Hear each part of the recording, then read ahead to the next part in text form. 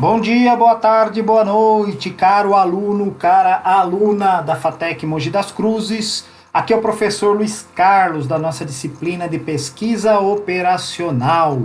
Estou aqui para a parte B do nosso vídeo. Então você tem que assistir a parte A anteriormente, que é aonde nós estamos resolvendo o exemplo 1 de sala de aula. Então, só para lembrar vocês, atenção, olha só, lembram-se dessa rabisqueira toda que eu fiz aqui para o nosso problema de produção, explicando de como a partir desse problema nós gerávamos essa tabela auxiliar, que é a tabela que nós vamos utilizar para fazer a modelagem matemática. Então essa foi a primeira parte, você tem que assistir primeiro.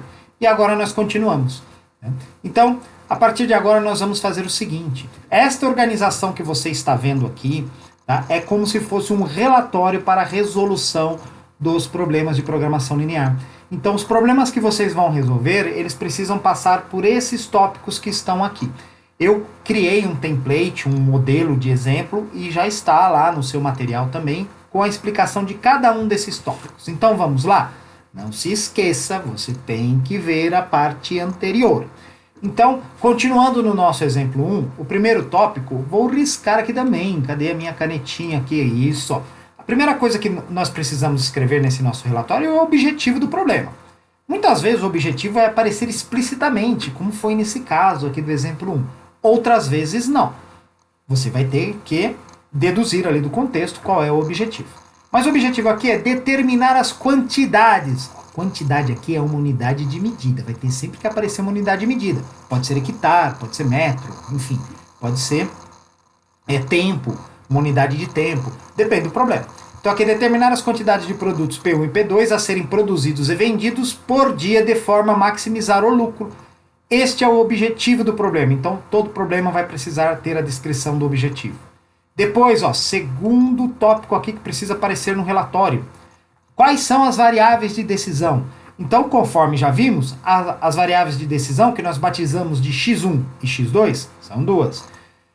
Batizamos com x1 e x2 por conta do produto online que nós vamos utilizar, do software online que nós vamos utilizar para a resolução do problema. Mas você pode botar o nome que você quiser. Então, x1, quantidade de produtos P1 a serem produzidos.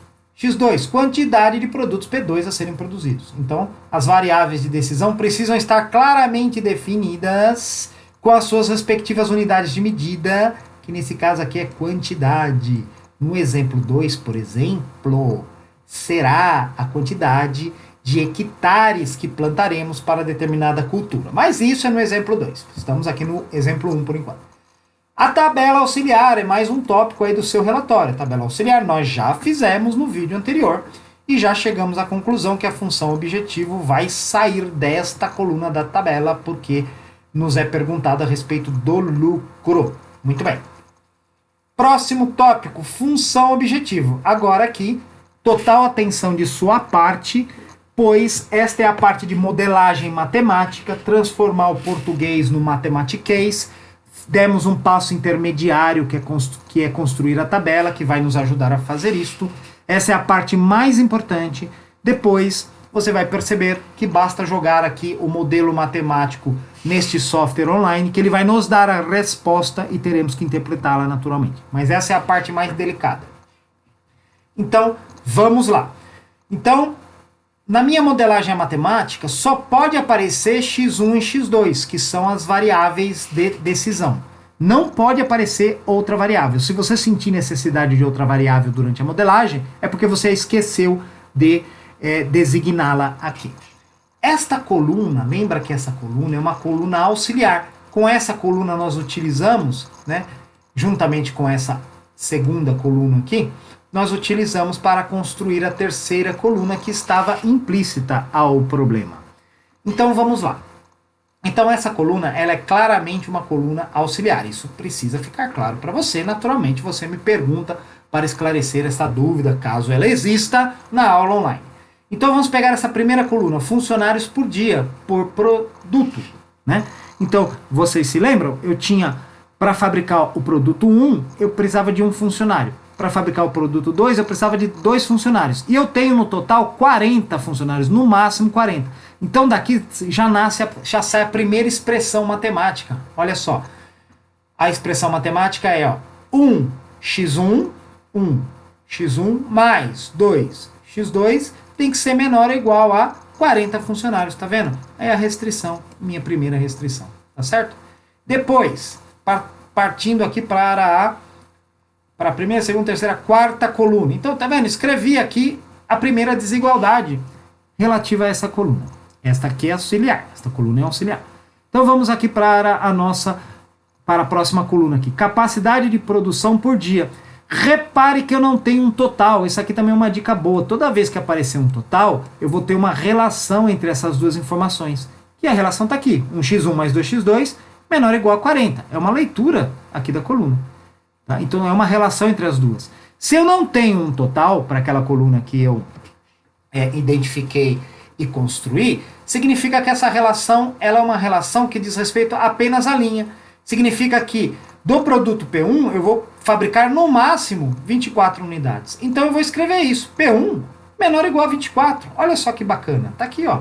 1x1, que é um produto 1, menor ou igual a 24. Da mesma forma, né, produto P2 é menor ou igual a 16. O P2 é menor ou igual a 16. No máximo 16 produtos. Então aqui, tá aqui, ó, o produto do 2 eu posso fazer no máximo 16. Esse 1 aqui na frente eu estou colocando, eu poderia ter escrito só x1 menor ou igual a 24 ou x2 menor ou igual a 16. Quando eu não escrevo nada é 1, porque é 1 vezes x1. Eu estou destacando esse 1 porque nós vamos precisar dar input nele lá no nosso software online, tá? Para você não esquecer que existe esse número 1 aí. Ok? Então tá bom. Então pronto, ó. Já temos aqui 3 restrições. E temos também a restrição de positividade.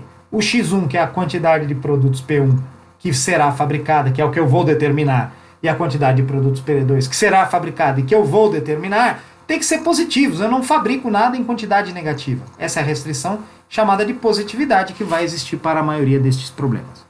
E a última coluna, que é a coluna da minha função objetiva. Então repare que eu fiz as restrições primeiro porque eu estou aqui didaticamente seguindo a ordem de construção da minha tabela, que foi baseada na ordem das informações que apareceram no enunciado. Então agora eu vou voltar aqui para a minha função objetiva, ó, que está aqui a minha função objetivo, e utilizar a última coluna para construí-la. E olha só, a minha última coluna vai ser sempre, a função objetiva é sempre uma relação, né, entre essas duas informações, né, para a função objetiva. Então é 30 vezes a quantidade de produto 1 mais 40 vezes a quantidade de produto 2, vai dar o quê? O meu lucro que é máximo. Meu lucro máximo. Então tá aqui, ó, a função objetiva. Tá joia? Bom, gente, então é isso. É assim que eu fiz a modelagem. Esse é o processo mais delicado, mais difícil. E agora nós vamos imputá-lo lá no nosso software. Então eu vou fazer isso no terceiro vídeo, que você vai visualizar na sequência. Muito obrigado, espero que tenham entendido o problema. Bons estudos!